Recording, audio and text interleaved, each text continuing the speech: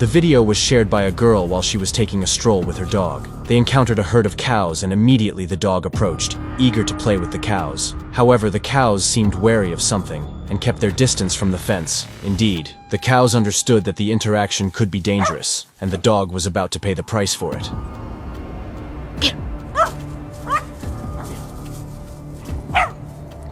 Get him, Bubby.